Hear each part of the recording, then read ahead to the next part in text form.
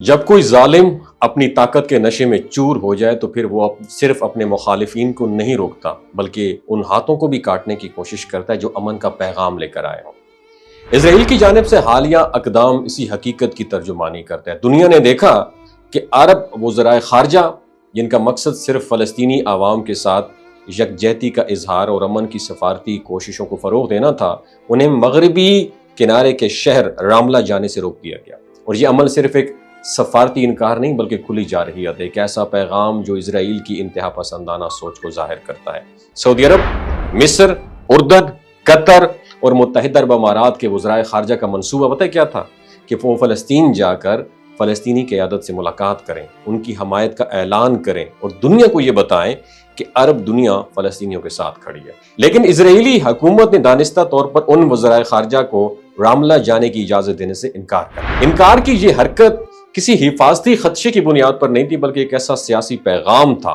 اسرائیل نہ کسی کی سننے کو تیار ہے اور نہ کسی کو سننے دینا چاہتا ہے، اور سعودی وزیر خارجہ شہزادہ فیصل بن فرحان نے اس اقدام پر سخت رد عمل دیا۔ ان کا کہنا تھا کہ اسرائیلی حکومت کا یہ فیصلہ نہ صرف امن کے عمل کے منافی ہے بلکہ اس سے یہ بھی ظاہر ہوتا ہے کہ اسرائیل انتہا پسندوں کے ہاتھوں میں ہے جو کہ کسی مفاہمت یا امن کی گنجائش نہیں چھوڑنا چاہتے۔ انہوں نے مزید کہا کہ اس اقدام سے عرب دنیا کی جانب سے جاری سفارتی کوششوں کو مزید تقویت ملی ہے اور اب ہم پہلے سے زیادہ پرعزم ہیں کہ اسرائیلی تکبر کا بھرپور سفارتی جواب دیا جائے۔ یہ ایک ایسا لمحہ ہے جو صرف فلسطین یا عرب دنیا کے لیے نہیں بلکہ پوری انسانیت کے لیے ایک امتحان اور آزمائش ہے۔ اسرائیل کی یہ پالیسی کہ وہ کسی قسم کی حمایت یا ہمدردی کو فلسطینیوں تک نہ پہنچنے دے نہ صرف غیر انسانی ہے بلکہ سفارتی آداب کی بھی کھلی خلاف ورزی ہے۔ جب امن کا پیغام روک دیا جائے، ایک زخم خوردہ قوم سے اظہار ہمدردی پر پابندی لگا دی جائے تو پھر اس سے بڑا ظلم اور کیا ہو سکتا ہے۔ ادھر قطر اور مصر نے ایک نئے امن منصوبے کی طرف پیش قدمی کی ہے۔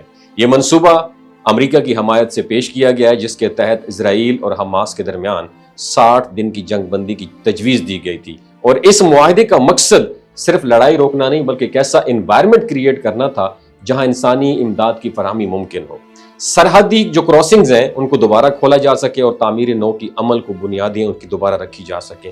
قطر اور مصر نے ایک مشترکہ بیان میں اس بات کی تصدیق کی ہے کہ وہ امریکہ کے ساتھ مکمل ہم آہنگی میں کام کر رہے ہیں۔ ان کا کہنا ہے کہ تمام متعلقہ فریقین کو اس موقع سے فائدہ اٹھانا چاہیے اور بالواسطہ مذاکرات کے ذریعے ایک مستقل جنگ بندی کی طرف بڑھنا چاہیے، اور ان کا زور اس بات پر بھی ہے کہ مشرق وسطیٰ میں قیام امن صرف اسی صورت میں پاسبل ہے جب تمام فریقین سنجیدگی سے معاملے کو حل کرنے کی نیت رکھیں۔ اور غزہ میں حالات دن بدن خراب ہوتے جا رہے ہیں، ہزاروں لوگ بے گھر ہو چکے ہیں، سینکڑوں بچے یتیم ہو گئے ہیں اور خوراک، پانی، میڈیسن اور بجلی جیسی بنیادی سہولیات نایاب ہو چکی ہیں۔ ہاسپٹل زخمیوں سے بھرے ہوئے ہیں مگر میڈیسن نہیں ہے۔ اگر جنگ بندی نہ ہوئی تو آنے والے دنوں میں انسانی تباہی کی شدت مزید بڑھ جائے گی۔ اس وقت صرف جنگ روکنا کافی نہیں ہے بلکہ ایک دیر پا امن، مکمل تعمیر نو اور فلسطینی عوام کو ان کا حق دلانا وقت کی سب سے بڑی ضرورت ہے۔ عرب لیگ نے قاہرہ میں مارچ کے مہینے میں ایک فروٹ نیپ اپنایا تھا جس کے تحت فلسطینی علاقوں میں مکمل تعمیر نو اور انسانی بحران کے خاتمے کے لیے ایک مربوط منظم منصوبہ ترتیب دیا گیا تھا۔ اگر آج یہ 60 دن کی جنگ بندی عمل میں آتی ہے تو یہ نہ صرف اسی روڈ میپ کا پہلا عملی قدم ہوگا بلکہ یہ دنیا کو بھی موقع ملے گا کہ وہ فلسطینی عوام کے زخموں پر مرہم رکھ سکے۔ اس وقت دنیا کے ضمیر کا امتحان ہے کہ کیا انسانیت صرف یورپ اور امریکی کی شہریوں کے لیے ہے؟ کیا بچے صرف انہی کے قابل رحم ہوتے ہیں جن کی زبان مختلف ہو؟ فلسطین کے لوگ کئی دہائیوں سے انصاف، امن اور آزادی کے تلاش میں مارے جا رہے ہیں، اور جب ان کے حق میں آواز اٹھانے والے سفارتی مشن بھی روکے جائیں تو پھر دنیا کو سوچنا ہوگا کہ وہ کس طرف کھڑی ہے۔ اب عرب دنیا کو محض مذمتی بیانات سے آگے بڑھ کر عملی اقدامات کی بھی ضرورت ہے، اور فلسطینی عوام تنہا نہیں ہیں لیکن ان کی حمایت کو عملی شکل دینا، ان کے زخموں پر مرہم رکھنا اور اسرائیلی حکومت کے جارحانہ اقدامات کا بھرپور جواب دینا وقت کا تقاضا ہے۔ یہ ایک ایسا موقع ہے کہ مسلمان ممالک اپنی صفوں کو درست کریں اور سفارتی، سیاسی اور انسانی بنیادوں پر ایک ایسا اتحاد پیدا کریں جو ظلم کو روک سکے اور فلسطینیوں کو وہ حق دلا سکے جو اسے برسوں سے نہیں ملا۔ فلسطین کا مسئلہ زمین کا نہیں ہے، انسانیت کا ہے۔ ایک چیخ، ایک صدا ہے جو ہر باضمیر انسان کو پکار رہی ہے۔ سوال صرف یہ نہیں ہے ہم کب جاگیں گے، سوال یہ ہے ہم سب کب جاگیں گے؟ اپنا بہت خیال رکھیے گا۔ یہ جو گلگت بلتستان کے لوگ ہوتے ہیں نا، ان کی ایوریج عمر 90 سال سے بھی زیادہ ہوتی ہے۔ You know Y?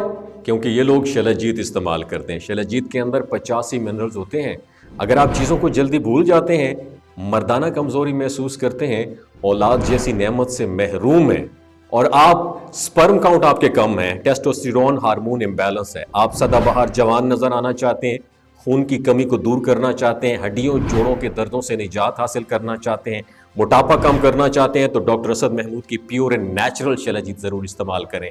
ایک بات آپ نے دماغ کی کھڑکیوں کو کھول کے اپنی سننی ہے، ہمیشہ آرگینک اور قدرتی چیزوں کا استعمال کریں، کیمیکل والے فوڈ سپلیمنٹ خدا رہا استعمال نہیں کرنے۔ اگر آپ ڈاکٹر اسد محمود کی پیور اینڈ نیچرل شلجیت کو آرڈر کرنا چاہتے ہیں، نیچے دیے گئے نمبر پر واٹس ایپ کریں۔